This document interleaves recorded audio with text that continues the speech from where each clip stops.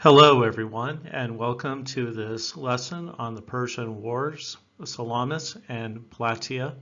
And this will be one of our last lessons on the Persian Wars.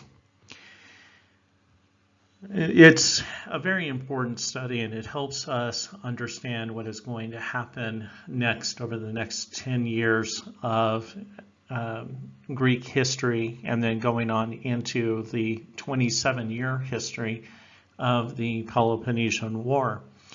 So everything does have a cause and effect relationship, and it's very, very important to understand how all of these things combined to change the nature and the character of the people. And one theme that you get through history, and if you study it as extensively as I have done, you will come to realize there are certain times in a people's history, a nation's history, which can actually alter their character and their perspective in many ways. And when this results, when this takes place, it often takes a crisis or situation of equal or maybe greater impact in order to once again reshape a society. So societies do change, they do transition, they transform, they evolve, and they often do so through crises, not through slow, peaceful times, but through jarring events, war, pandemics, viral outbreaks. Those types of events, internal revolution, they all impact the character and nature of a people. And the Persian Wars was changing the character and the nature of the Greek people slowly but surely. And they did not realize that eventually that would bring them into a collision basically with themselves. And so the Peloponnesian War, which we will study in about a week, really comes as a result and an outgrowth of the Persian Wars and the change in the nature of the people.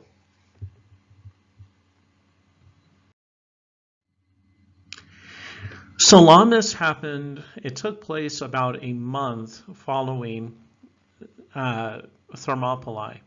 And the reason why is that you're trying to get about 900,000 to nearly 1 million men moving down a coastline and trying to feed them, water them, make sure that all their basic needs and necessities are taken care of. And so it takes a while for these things to develop. But there is an acknowledgement that the coming battle is going to have to be determined on sea. And so Athens is abandoned. As I write here, the Athenians basically gave the city to Xerxes. He marches in unopposed. Everybody has been sent to various islands around Athens, and they have actually put a lot of the cattle and the herds on Salamis Island. And they have sent the troops, the warriors, the soldiers to Corinth, which is about 40-50 miles away. So Themistocles engineered the entire strategy based on the ships. He basically had been crafting a design to defeat the Persians at sea because in his rough estimation, they couldn't be defeated on land. Now, Salamis, there is a strait of Salamis, and we look at the map at the top. And you will see that the ships in blue are the Athenian triremes. The red marks are Persian triremes. And they do gather the day before the battle to bottle up Salamis Strait. Now, one of Themistocles' chief concerns is ensuring that the Persians do go to this point. He knows that since Salamis is an island, they could go around to the rear part and basically attack him from behind. So he's got to get them into the specific channels. So he intentionally writes a letter and sends a man over to the enemy. And he basically kind of gives a true false plan. He tells them that the Athenians and the allies have a plan to escape the Strait of Salamis and go north and try to go around the island. And that if the Persians move into the waters overnight and block them, they will keep them from being able to escape. So again, Themistocles knew exactly what he was doing. He planned this, engineered it. He had a hope that the Persians would take the bait, and they did. And so they started moving in their triremes into this very narrow strait very early in the morning, about midnight. And so they're watching the Athenian campfires burn, and the Athenians are asleep. Nobody is leaving. This has been an entirely conjured up plan. So the Persians are waiting for Athenians to get in their ships overnight and leave. This means that by the time the Battle of Salamis starts around 7, 8 o'clock in the morning, the Persian crews are exhausted. Just imagine being up around 10 p.m., rowing to these positions, and then having to stay actively awake or semi-conscious for the next 8 or 9 hours. And so basically the Persian troops were fatigued and hungry and thirsty by the time the battle actually opens. Down here in the bottom picture, we can see the 3 lines of Persian ships facing, the single line of Athenian ships. And the Athenians, I believe, were the first ones to move out and kind of pressured and made it so that the Persians would come on. There's a saying in American football, the false start. You kind of flinch, you move a little, and you hope that your opponent on the other side of the line comes across and you can tackle him or they get a penalty. And this is basically what the Athenians do. They draw the Persians offside. And so the Persians, in this big burst of energy, break their line and cause it to not be this united front, but more like a sawtooth. And what this does is, and understand, in these naval battles, the purpose was to ram your ship into the side. That was it. These triremes had a very long projecting beak on their prows, on the very front part of the ships, just under the water. And the whole entire point was to slam your beak into the side of the ship, and you would want to back away and just let nature take its course, just let the water rush in. So you've killed the rowers, you've made a big hole in the ship, and it's going to sink. So in America, we have something called the Demolition Derby. It's intentional crashing of cars against each other. It's spectacular and very fun to watch, and this is what the Battle of Salamis becomes. It's a huge demolition derby where all these other ships are competing by saying, oh, there's a ship, okay, row for it, and they crash into the side, puncture the enemy ship, back out, and watch this thing go down. Now, swimming was not a common skill for either side. Many men who served in the Navy had never, Americans and Westerners in general emphasize swimming because we go swimming a lot in pools and lakes and rivers, but they did not. And so if you were a rower or somebody on the ship and you went into the water, you had one of two options. Either you could grab a plank of wood, or you could try your best to swim to the other shore by moving your arms. There is a saying that a guy was in the water and he was crying out to the gods, and one of the men next to him said, by all means cry out to the gods, but move your arms. So very funny story, a little anecdote there, but a great number of the men were drowned. They simply could not survive in the water, and they slipped below and died in that situation. Other men were intentionally rowed over, beaten with the heavy, thick oars, or speared like fish, killed like fish or animals. So at a certain point, you go from these nice formal lines that you see here, and it really descends into just utter chaos and blood and destruction. So the Athenians they basically win the battle. The Athenians, along with their naval allies, win the Battle of Salamis. The Persians pull out. And this is very embarrassing for Xerxes.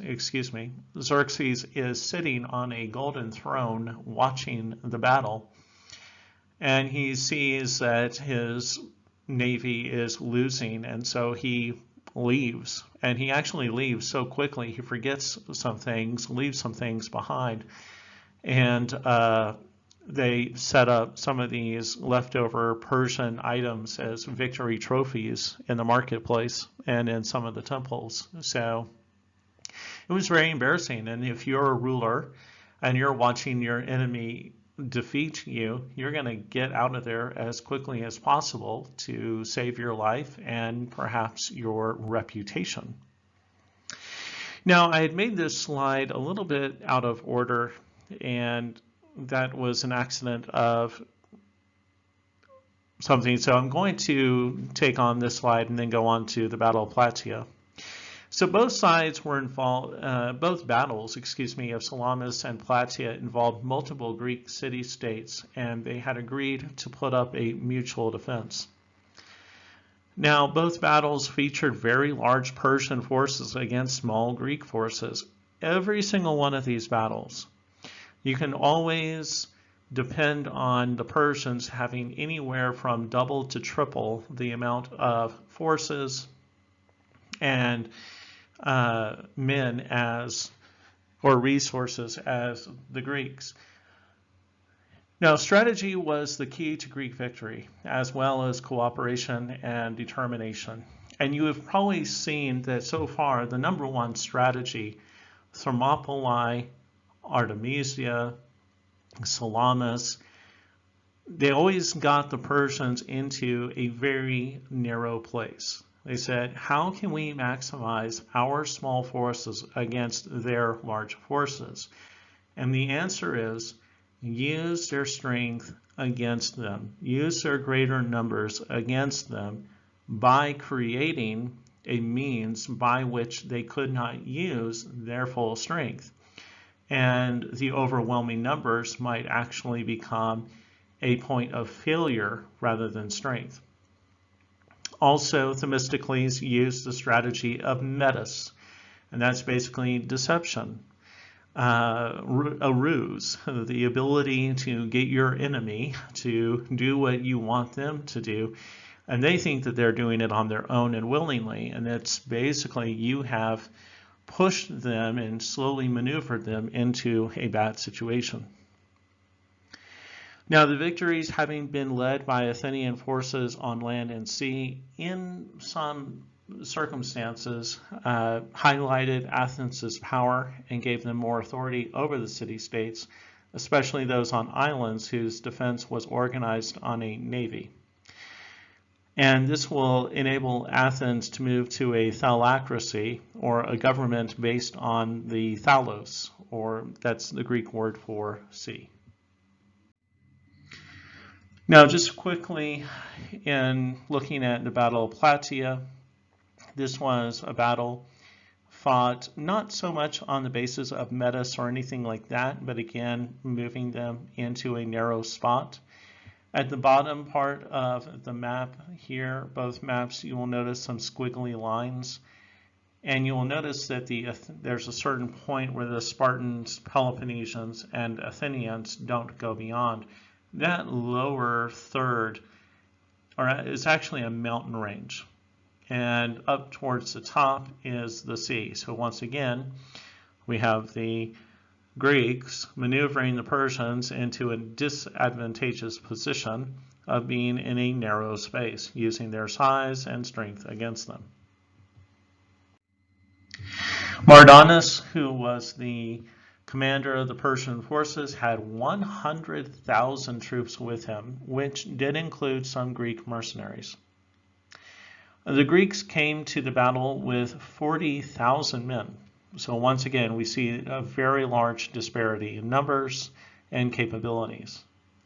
However, in the course of the battle, which the Greeks won, they lost only about 2,000 people, and the Persians about 30,000. I always am careful to use this terminology "about," because in theory, we don't believe that they had somebody who was out there counting each dead body, 1, 2, 3, 4, 5. You know, they would usually estimate based on visual reckoning and just knowing, well, how many people did this city-state contribute? Well, they contributed 200, and they're all dead. Okay, so that's 200. So these are rough estimates, but around 30,000. So it could have been 29,500. It could have been 31,400. But 30,000 Persians died, 2,000 Greeks. Most definitely a Greek victory. Now, the defeat hurt Persia because it killed a large number of their veteran troops. Xerxes had left Greece entirely, gone back to Susa, and had left the continuing wars in Mardanus's hands. And the Battle of Platia takes place in 479, so it's about 6 to 7 months after the Battle of Salamis, which was around September, October. And now this is sometime in the spring of the next year. The Greek victory secured peace in Greece and was a continued sign of what could be accomplished if everybody worked together.